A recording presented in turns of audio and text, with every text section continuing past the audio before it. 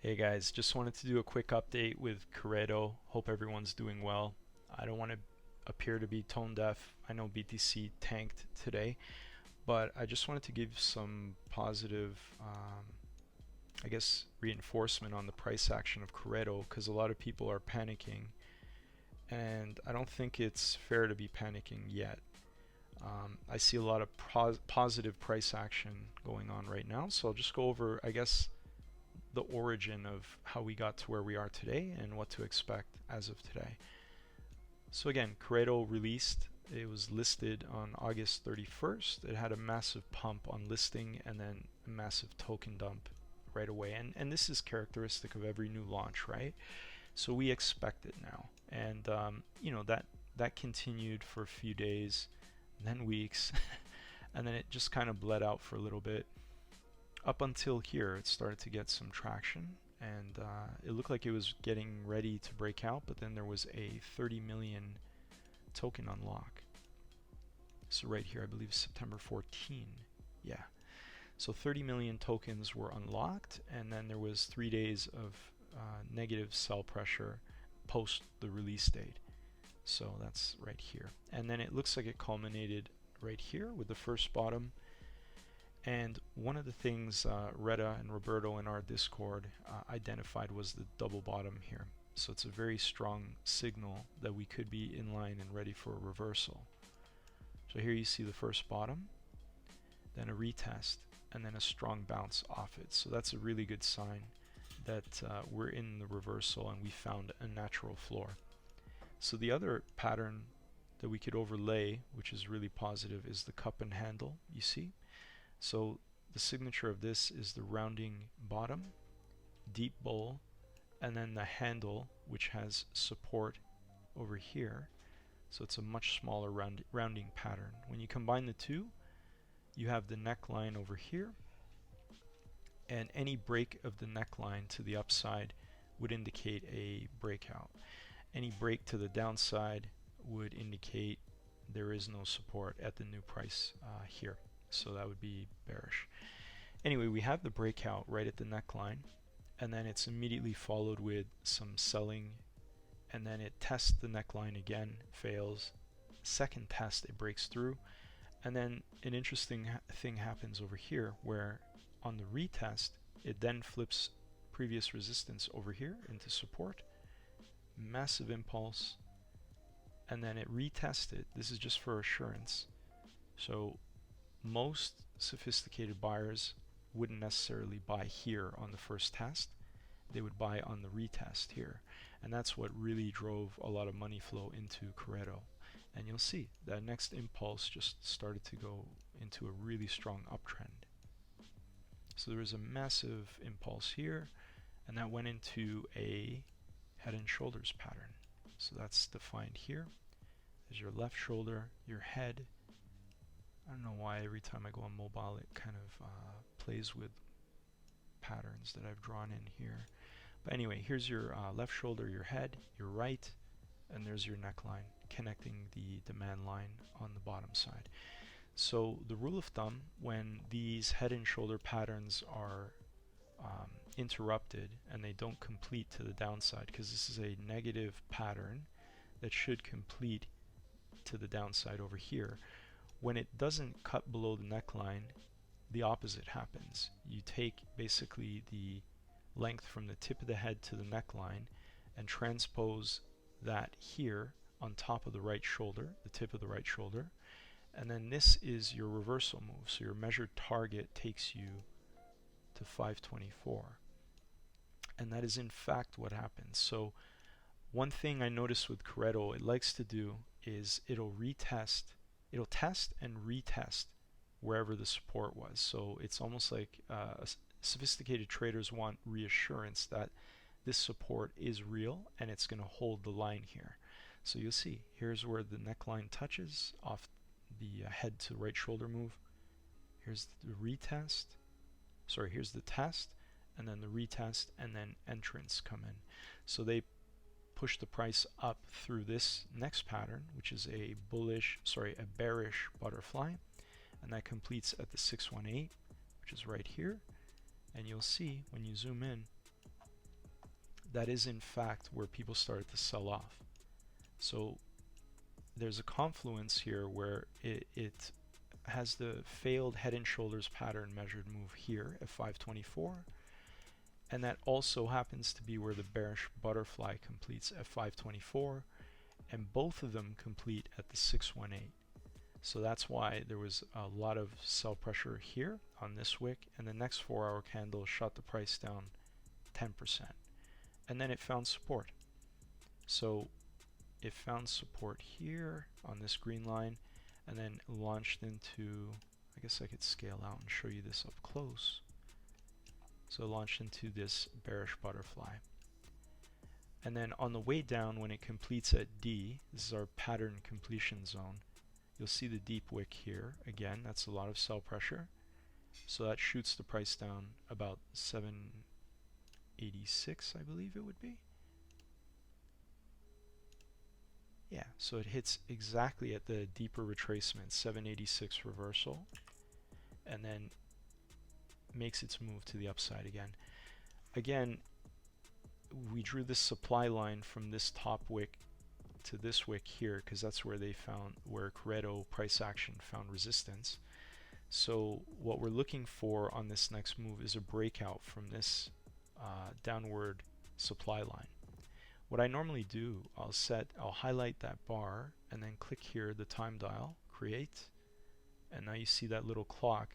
So what this does on mobile trading view, it'll trigger my phone regardless of where the breakout happens. So, you know, irrespective of it happening right here where it actually did break out, or maybe it would have taken longer and broke out here at the bottom of my diagonal line, this alert would go off and I'd be notified either way.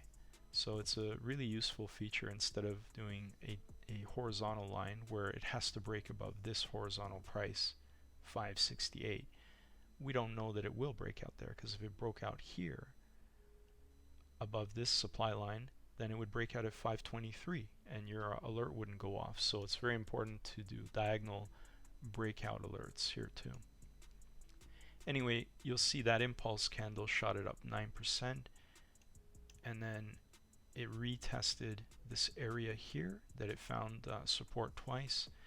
So now we know this is a real support, and I've drawn in the green box there. And then you see a deep wick, a lot of sell pressure. Again, it finds support in this region over here, and then it launches into a textbook bullish Gartley. And this is basically like the godfather of harmonics. So this is one of the more powerful harmonics once the pattern prints. It would be way more powerful on a daily candle. So if this printed with a daily set of candles, this would be much more powerful. But we were using 4-hour, and that printed on the 4-hour. So anyway, when it completes at the D leg, what happens here, it flips previous resistance over here again into support, and that's denoted by the green box over here. And once it hits that pattern completion zone, which is very close to the 786, finds support, and then massive impulse here. So that's a 35% candle, and that kicks off the bullish shark pattern we're in right now. So this is a pattern I've been tracking since November 10, I believe. No, 15th. And here's where I started to really track the D leg. So the moment this candle printed over here at a lower high, to me that indicated, okay, we're definitely in a bullish harmonic, meaning it would complete down here and reverse to the upside. So I started recording this harmonic on November 20, and you'll see it prints a perfect bullish shark in that it completes at the 113. So this is a deeper retracement. It could have also completed here at the 886, which would be just around here, I believe, 612, but it went for a deeper retracement. I had the pattern completion zone here for November 29. You know, it descended a lot quicker today, 26th, with a little help from Bitcoin. But the main thing is it tapped the green box here, and if you zoom in, you see the wicks come in, and the next candle basically recovers that candle that hit that wick. So this indicates a potential reversal. It doesn't mean we're in a reversal. It hasn't been validated yet. But what I do to validate a reversal from the pattern completion zone is I'll anchor a fib retracement from the C leg to the D.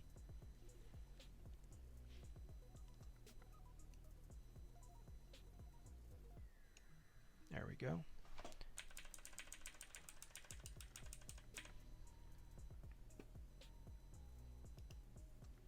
And if this is to be validated for the macro scale, what we're looking for is crossing the 382. So on this last leg, we're right at 651, which could be indication that we're going to make a reversal move. So if I drew the fib from here, this was our last swing high to our last swing low. The 382 is right here around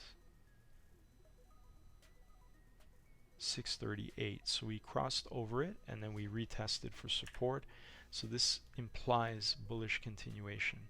Now what I want to see at this point is, if I take my path tool, I want to see it continue tracking to the 382, but I don't want to see it get rejected here and shot down. Even if it does, it's not a big deal, because what could happen, it hits the 382, it reverses back down to this level, our green box, and then it taps here and finds support again and shoots it right back up. This would imply a type 2 reversal where it hits once, it retests for assurance, and then buyers flood in and then shoot the price into the reversal. So even if it reversed here back down, it wouldn't be a problem.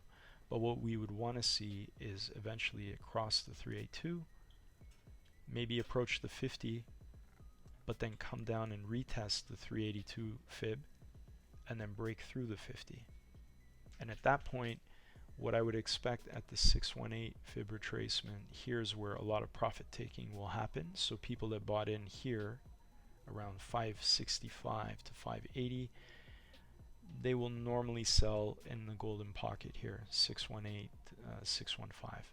So here's an area where I'm assuming a lot of people will take profits, and that will likely send the price back down, at which point we could either reverse here at the 50, which would be very bullish. If we reverse here, that means that buyers are stepping in much sooner, and they're not going to wait for it to hit down here and do a type 2 reversal. Instead, if it hits 50 and reverses back up, this is a very bullish continuation.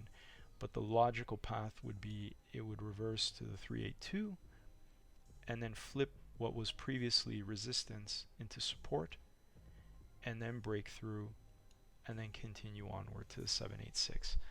So once we cross over the 618, that's where I start to get really bullish again on Qredo. And I'm already a mega bull, but this would imply that we're in a full-on bullish shark pattern reversal, and now you got to this is your last chance to buy into Qredo before the next run up, because the targets that I have set here coming out of the fib extension are going to be 922, target 2 is around 1135, then we got 1347, and if it's crazy bullish, we're going to complete out this wave on 1567.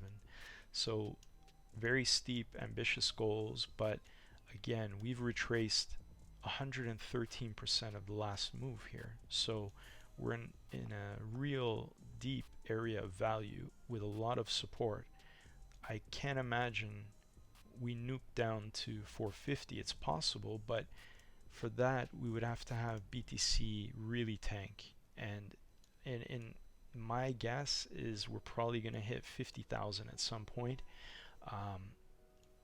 The reason why is if everyone believes 53 is where we reverse on BTC, then a lot of longs are going to be locked in at that point, and then the incentive for market makers is going to be to liquidate these longs. So what they'll do as a reaction is they'll try to liquidate the 100 million in longs that's locked in at 53 and just bring the price down past their stop point, and then let's say at 50, 51,000, then it would make sense to reverse. So again, this is all just, you know, quarterbacking, armchair quarterbacking right now. Like, I don't know where the market's going to go, but what I do know is as of this moment, I mean, we're going up in real time. We're at 660 now. So Qredo is definitely on a steep upslope right now, and again, once we cross this right here, 721, I mean, that's confirmed for me at 721. Right now we're confirmed on the last wave of this you know, massive macro pattern, but once we cross here 721, 722, all bets are on. Qredo's about to rip after that, so stay tuned. I'm going to watch these patterns as they develop, and if I have any updates, I'll make sure to update the community whenever I get a chance. Cheers, guys. If you have any questions, we're here for you.